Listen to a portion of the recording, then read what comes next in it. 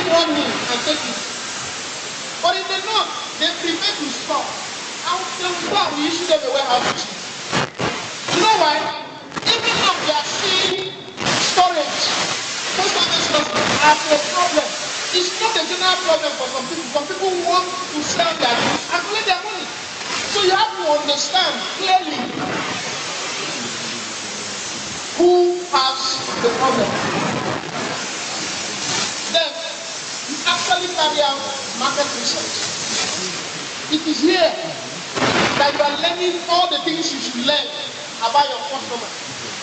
What particular product are they using? Are they able to pay for you? How can you best serve them? So for instance, when we realized during our market research that a lot of farmers didn't even understand what advice we meant. You know, we asked ourselves, what do they currently buy? They buy inputs like seeds, fertilizer, and chemicals, right? And so we bundled advisory into the inputs. So our market research informed our products, how we package and present them. Critical things to do is to get out of the building and actual customers. They want to the people who will use that product. So you want to have a product that certain people use to them and talk to them who understand how you should build a product to the business. Many businesses are millions, you know, building products and realizing at the end of the day that all they needed was Telegram or WhatsApp. They spent building those products, they would have used it in marketing. After you've done your market research and learned everything about your customer, everything about where they are, you start building your product. First of all, with ideation, ask yourself, what are the different ways I can solve this one that I want to develop? Is it practical? Is it repeatable? Is it affordable? You know, there are so many ways to solve a problem. So, for instance, if I decide that I want to provide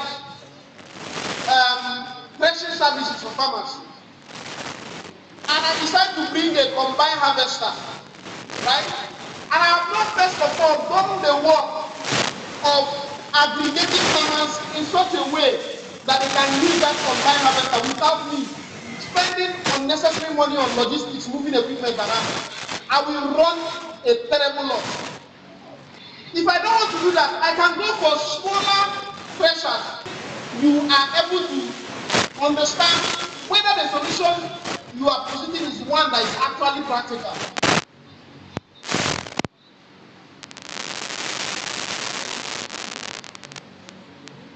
So, there are people that have done.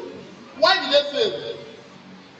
A lot of times, I look for websites that display business postmortems. You know, they try to talk about why certain businesses fail. It's not a waste of time. When you study what others have done that has been both successful, that has not been successful, you will learn a lot. You will know how to better package your own business delivery. Right? What has been done before? Why did it fail? What's the name of Motorola? They developed this anywhere in the world. But after building it, it was so expensive, they couldn't sell it to anybody. So they shut down the product. Today, based on the technology, you have salaries everywhere. What did they do? They realized that this wasn't a product that they could use as a handheld device and adapted the business model. And today, they are one of the fastest growing.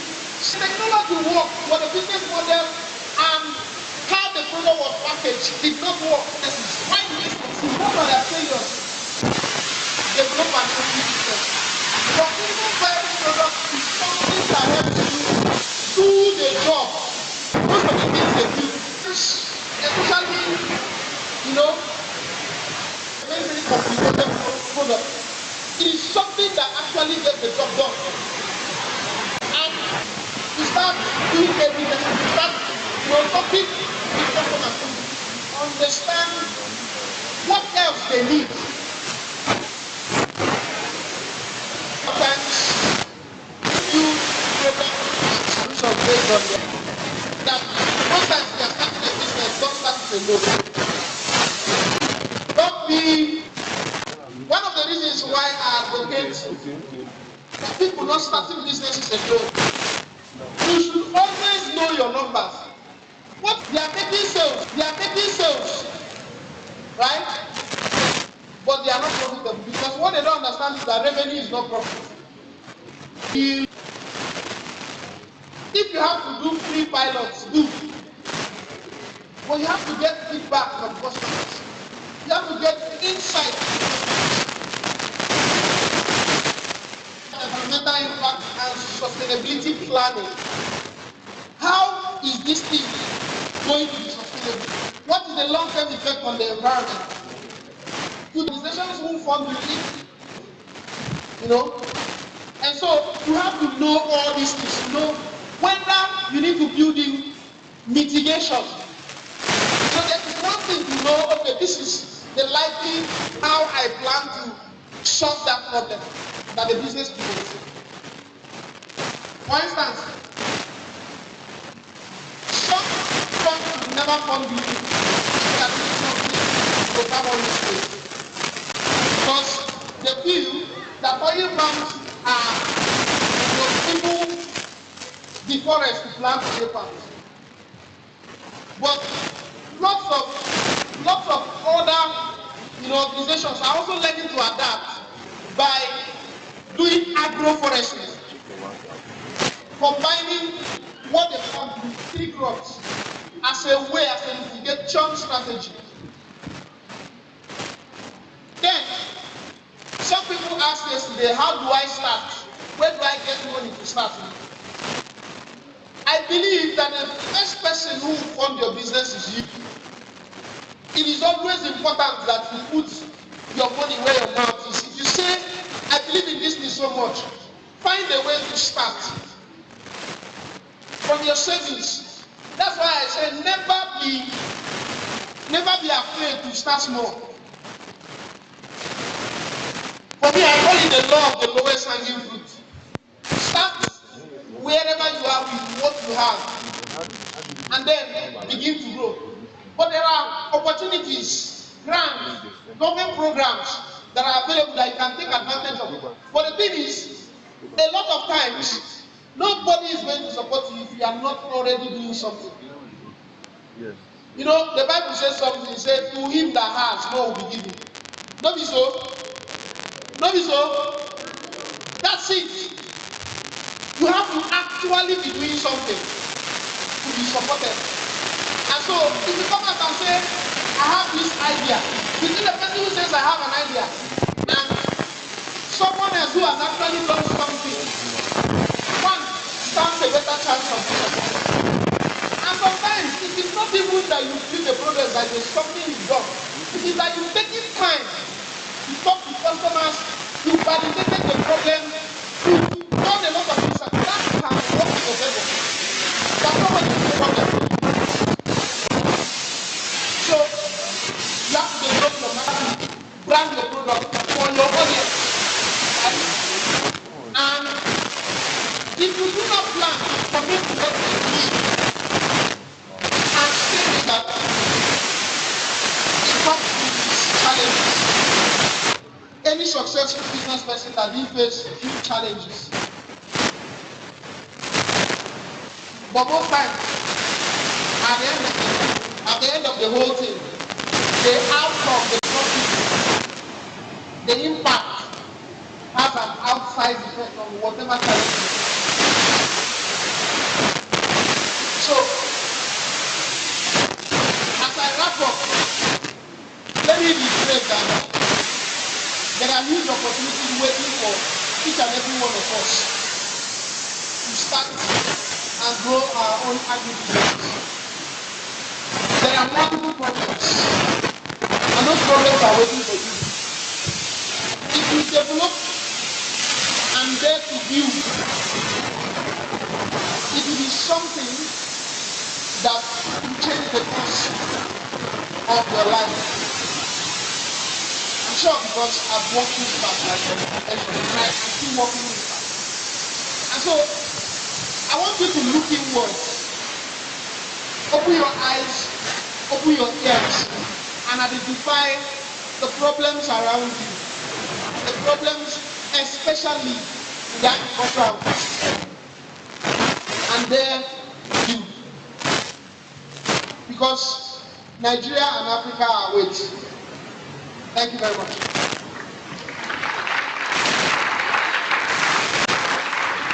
Thank you so much, sir. Thank you. Sir, before you go to your seat, please, we want to take questions. We want to take about 3 questions. One for each side. If you have questions, please put your hand so that we can get the question. 1, 2 over there. Okay. Please, you over there, please. Start. Is it the same in our assembly? Start coming down. Please speak each other now. Okay. Go back to 4. Please. 1. The young man there. Young man there. And then one. I said okay.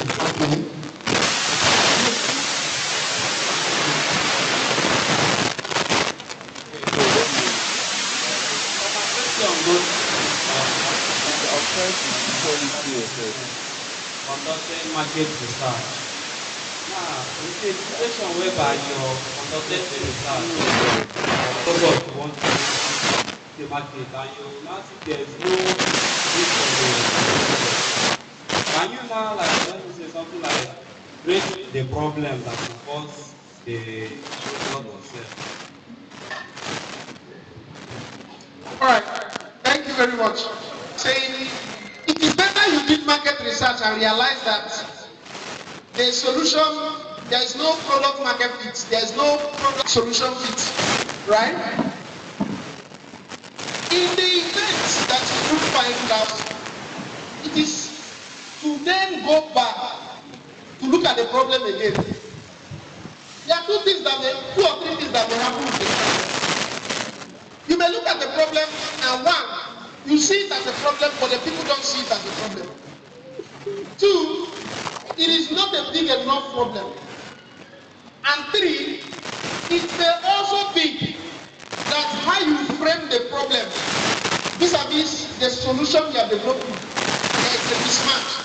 It is then to go back to the drawing board and ask yourself, how else do I solve for it? And that's why going out and actually talking to people, learn to listen more than you actually talk. Allow them to talk. Let me give you a practical example. Oh, this thing will not work. We heard from them what was their core problem because we don't them, they are telling us even the one we are producing, we find it difficult that will make a lot of sense without creating a route market for them. And that kind of shape how we talk about developing the product. And so when you are doing your market research, that's also what you have to bear in mind. The market should decide what it is you build, not you. So you have an idea, you go there, you talk to them, and then you get feedback. That feedback should shape what you build or don't build. So if you do your market research and see, it will save you months of trying to back up the wrong thing. Is your question answered?